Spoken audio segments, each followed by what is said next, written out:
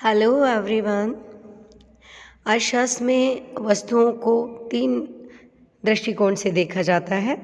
सामान्य या नॉर्मल वस्तुएं, हीन या घटिया या इंफीरियर गुड तथा गिफिन वस्तुएं।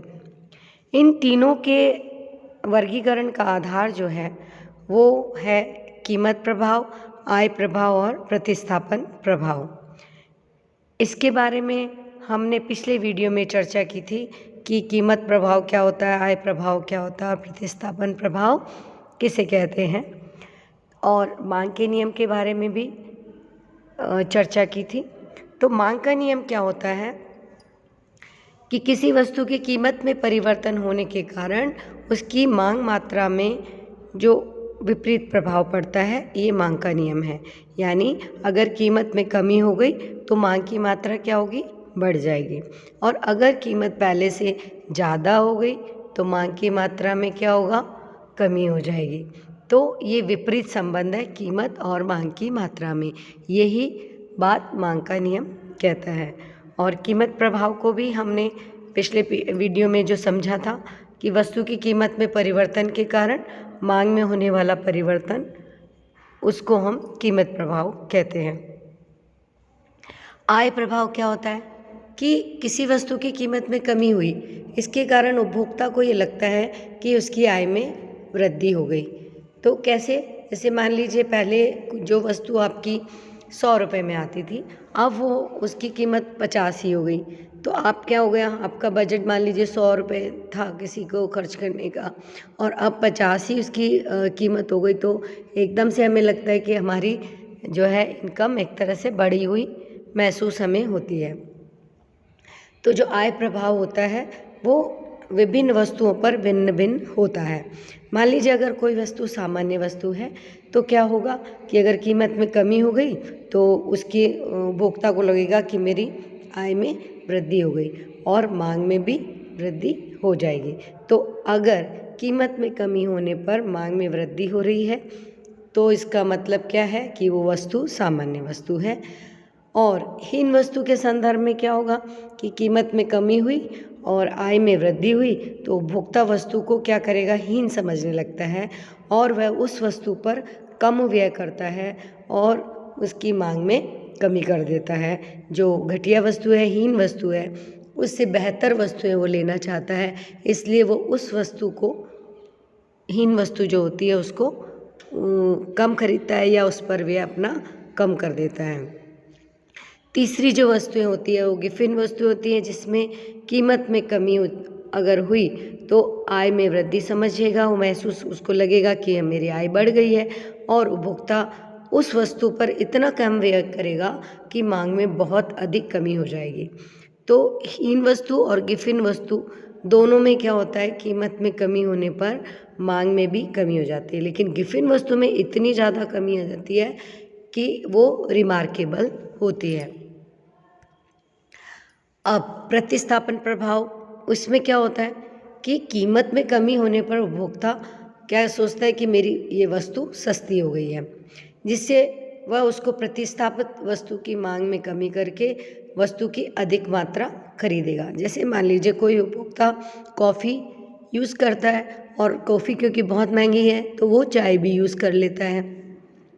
अब कॉफ़ी की कीमत अगर कम हो जाती है तो वो क्या करेगा कि वो चाय की जो सब्स्टिट्यूट करता था उसको प्रतिस्थापित करता था, उसके बदले उसको वो कम कर देगा और जो कॉफ़ी है उसी की मात्रा को वो अधिक खरीदने लग जाएगा।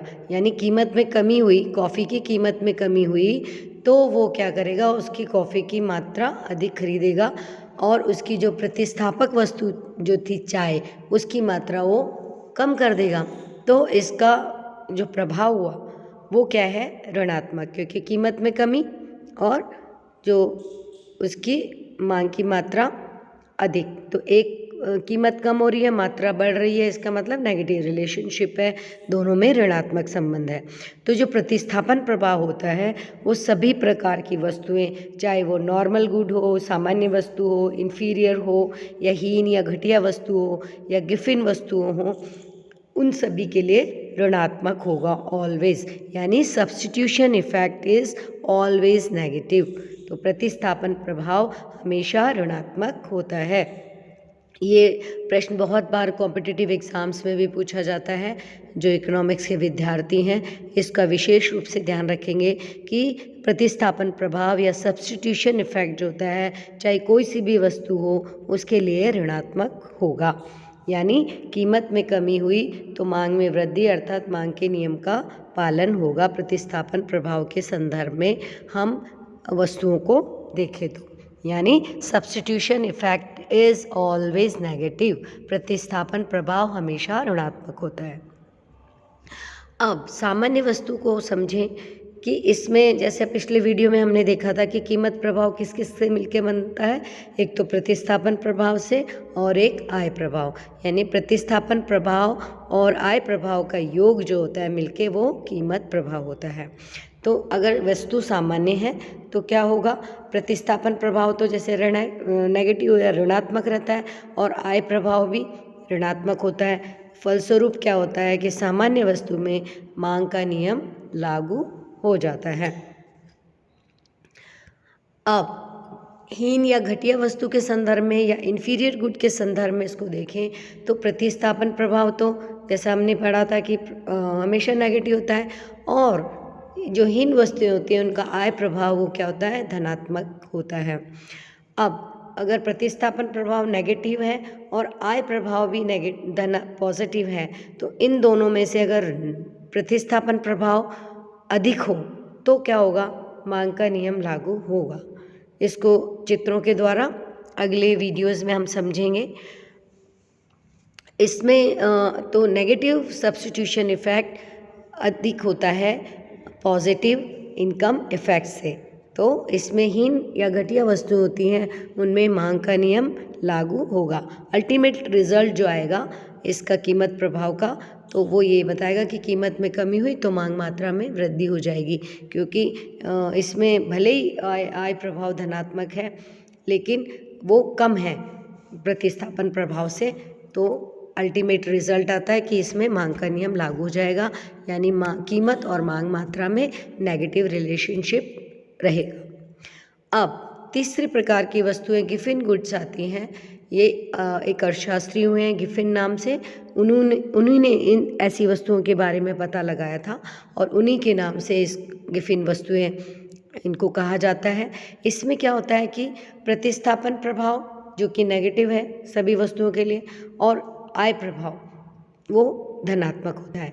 लेकिन इसमें विशेष बात क्या आ गई कि जो प्रतिस्थापन प्रभाव है वो कम होता है किससे, आय प्रभाव से, और आय प्रभाव क्या होता है इसका, धनात्मक होता है। तो जब ऋणात्मक प्रतिस्थापन प्रभाव तो कम होता है और धनात्मक आय प्रभाव अधिक होता है तो वो उसको ओवरलैप कर लेता है और अल्टीमेटली रिजल्ट क्या होता है कि कीमत का नियम, मांग का नियम लागू नहीं होता। इसका मतलब कीमत कम होने पर भी मांग की मात्रा में कमी नहीं होती तो वो वस्तु गिफिन वस्तु कहलाएगी। तो अगर मांग का नियम लागू हो यानी कीमत में कमी होने पर मांग की मात्रा बढ़ जाए तो मांग का नियम लागू हो रहा है, इसका मतलब वो वस्तु कैसी है, सामान्य है, नॉर्मल गुड है। और अगर इन्फीरियर गुड है या घटिया या हीन वस्तु होने पर भी मांग का नियम तो लागू होगा ही, क्योंकि कीमत और मांग मात्रा में ऋणात्मक संबंध होता है। लेकिन अगर वस्तु गिफिन है तो उसमें मांग का नियम लागू नहीं होगा, क्योंकि कीमत और मांग मात्रा में इसमें धनात्मक संबंध होता है, यानी कीमत अगर बढ़ती है तो मांग मात्रा भी बढ़ती है। ऐसा कौन सी वस्तुओं में होता है, गिफिन गुड्स में। तो ये एग्ज़ाम के पॉइंट ऑफ व्यू से ऑब्जेक्टिव टाइप से भी बहुत बार पूछा जाता है, और बड़ा प्रश्न में तीनों वस्तुओं के में भेद करने का अगर आता है तो आप इसको इसी तरह एक्सप्लेन करेंगे, और ये आपको अच्छी तरह स्पष्ट हो जाना चाहिए कि गिफिन वस्तुएं जो होती हैं उनमें मांग का नियम लागू नहीं होता, क्योंकि इनकी कीमत कम होने पर व्यक्ति इसकी मांग मात्रा में कमी कर देता है तो ये मांग के नियम लागू नहीं होता है गिफ्ट इन वस्तुओं के संदर्भ में। आशा है ये जानकारी आपके लिए उपयोगी सिद्ध होगी। धन्यवाद। Please like and share the video and subscribe the channel. Thank you once again.